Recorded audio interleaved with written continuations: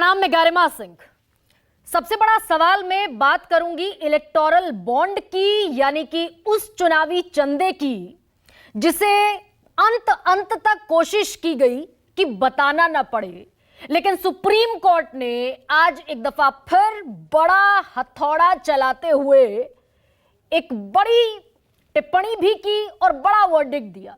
और बिल्कुल तय था, यह उम्मीद के मुताबिक भी हुआ, क्योंकि जस्टिफाइड तरीका सिर्फ यही हो सकता था जो सुप्रीम कोर्ट ने, यानी कि देश की सबसे बड़ी अदालत ने देश के सबसे बड़े सरकारी बैंक को कहा है।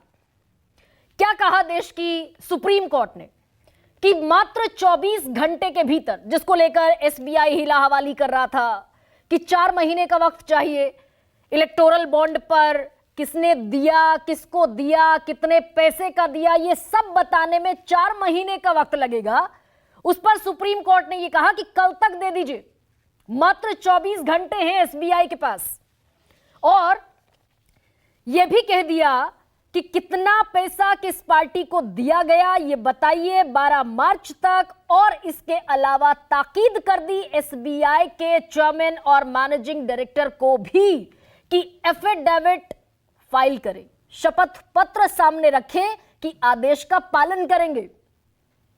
और इसके अलावा सुप्रीम कोर्ट ने एक और हथौड़ा चलाया कि हम अभी कंटेम्प्ट ऑफ कोर्ट नहीं लगा रहे हैं, लेकिन एसबीआई को नोटिस दे रहे हैं कि अगर आदेश का वक्त रहते पालन नहीं हुआ तो एसबीआई के खिलाफ कानूनी कार्रवाई हम कर सकते हैं। इतनी बड़ी टिप्पणियां आज देश की सर्वोच्च अदालत ने की और 5 जजों की संवैधानिक पीठ ने यह ताकीद भी कर दी बड़े कठोर शब्दों में कि इलेक्शन कमीशन के पास सारा डेटा कल तक जमा कराइए। उसके बाद इलेक्शन कमीशन 15 मार्च तक, यानी कि 3 दिन बाद 5 बजे तक यह सारा डेटा अपनी वेबसाइट पर पब्लिश करेगा। और इसमें कौन कौन सी चीजें होंगी, इसमें डोनर का नाम होगा, इलेक्टोरल बॉन्ड किसने खरीदा, कितने का खरीदा, और वो किस राजनीतिक पार्टी ने इनकैश कराया। यानी कि पूरा ये जो चुनावी चंदे का खेल है, तकरीबन उम्मीद की जा सकती है कि 15 मार्च तक ये देश की जनता के बीच में होगा। इसके पहले असंवैधानिक बता चुका है सुप्रीम कोर्ट इलेक्टोरल बॉन्ड को, रद्द कर चुका है इस पूरी स्कीम को। ये कह चुका है कि राइट टू प्राइवेसी से ज्यादा इंपॉर्टेंट है राइट टू इंफॉर्मेशन, सूचना का अधिकार। वोटर को क्यों ना पता हो कि उसके देश में राजनीतिक पार्टियां कहां से चंदा उगा रही हैं और कैसे ये हजारों करोड़ खर्च होता है चुनाव में। और इतनी सख्ती की कोर्ट ने, क्योंकि इतनी सख्ती की जरूरत क्यों पड़ी, क्योंकि यह आदेश तो 15 फरवरी को सुप्रीम कोर्ट की तरफ से आ गया था, 6 मार्च तक देनी थी पूरी डिटेल। ये सख्ती इसलिए करनी पड़ी देश की सबसे बड़ी अदालत को, क्योंकि एसबीआई छुपम छुपाई खेलने के मूड में था। 6 मार्च तक पूरी डिटेल देनी थी, 15 फरवरी का वर्डिक्ट था, और 4 तारीख को अचानक याद आता है एसबीआई को कि हम डेटा को रिलेट नहीं कर सकते, डेटा का मिलान नहीं कर सकते, इसमें तो वक्त लगेगा क्योंकि सब कोडिंग में है, सेंट्रल डेटाबेस में कुछ है नहीं। यह याद आता है 4 मार्च को, डेटा जमा करने की तारीख से मात्र 2 दिन पहले कि 30 जून का वक्त चाहिए।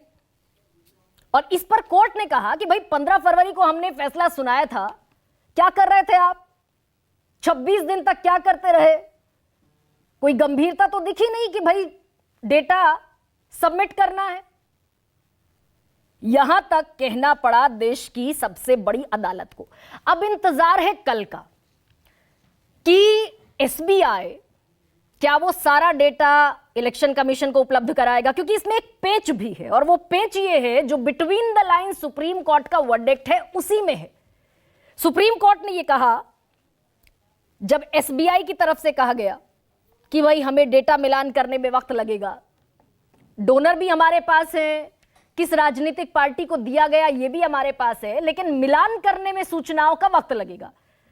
तब ये कहा देश की सबसे बड़ी अदालत ने कि हमने अपने आदेश में सूचनाओं के मिलान की बात कही ही नहीं, सिर्फ सूचनाओं को जाहिर करने की बात कही है। तो अब पेच ये है कि कल जो डेटा आएगा, जो पब्लिश होगा 15 मार्च को इलेक्शन कमीशन की वेबसाइट पर, क्या उसमें यह पता चलेगा कि फलाने हीरा कारोबारी ने इतना पैसा दिया तो इस राजनीतिक पार्टी को दिया। यह पेच अभी भी है, यह भी हम समझने की कोशिश करेंगे। लेकिन इस सब से आगे अब बड़ा सवाल एक और है। सुप्रीम कोर्ट के हैमर के बाद, 4 साल की सुनवाई के बाद यहां तक तो पहुंच गए कि जो गोपनीयता का क्लॉज लगाया गया, क्लॉज, ये क्यों लगाया गया? क्योंकि ये मैं और आप, इस देश का आम आदमी जानता है कि कितने कितने अथाह पैसे में राजनीतिक पार्टियां चुनाव लड़ती हैं। वो पैसा कहां से आता है? इसीलिए छिपाकर रखा जाता है, क्योंकि सीधे सीधे कुछ पाने के एवज में कुछ दिया जाता है। कॉरपोरेट्स देते हैं कि हम कुछ देंगे, सरकार सत्ता में आएगी, हमें यह फायदा मिलेगा।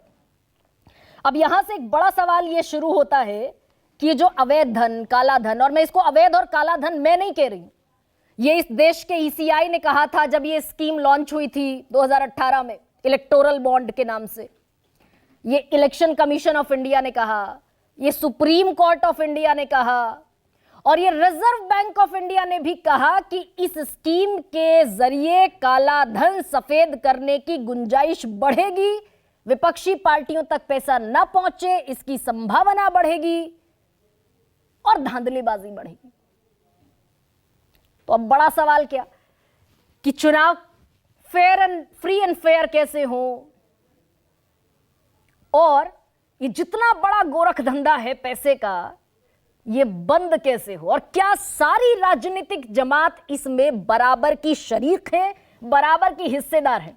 मैं जल्दी से आपके सामने ये पढ़ देती हूं कि इलेक्टोरल बॉन्ड से पिछले सालों में सबसे ज्यादा चंदा मिला भारतीय जनता पार्टी को 6,564 करोड़ रुपए, कांग्रेस को 1,135 करोड़, टीएमसी को 1,096 करोड़, बीजेडी उड़ीसा की पार्टी नवीन पटनायक की 474 करोड़, डीएमके को 617 करोड़, आम आदमी पार्टी को 94 करोड़ और एनसीपी को 64 करोड़।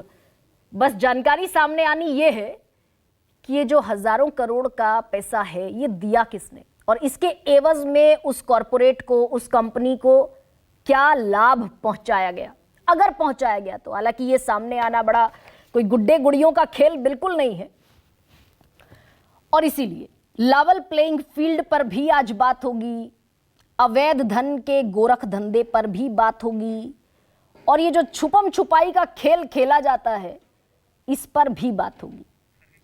मैं एक महत्वपूर्ण बयान आपको सुनाती हूं, फिर आगे बढ़ेंगे।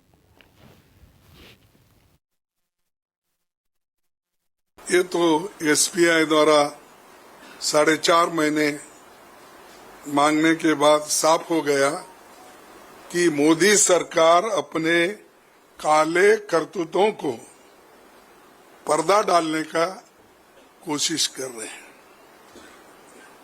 क्योंकि 4 महीने क्यों होना, आपके पास तो डाटा है और डाटा का मास्टरी आपने किया है, फिर निकालो ना भाई। 1-2 हजार लोग दिए होंगे बॉन्ड्स, 3 उतने लोगों की लिस्ट नहीं मिलती आपको, तो क्यों छुपा रहे? सुप्रीम कोर्ट बोल रहा है, लेकिन आप एसबीआई को नहीं बोल सकते, क्योंकि सिलेक्शन आप ही तो कर रहे हैं। तो ऐसे में क्या है आज का सबसे बड़ा सवाल, मैं आपके सामने रखती हूं। चुनावी चंदे का आएगा हिसाब, किसकी खुलेगी किताब?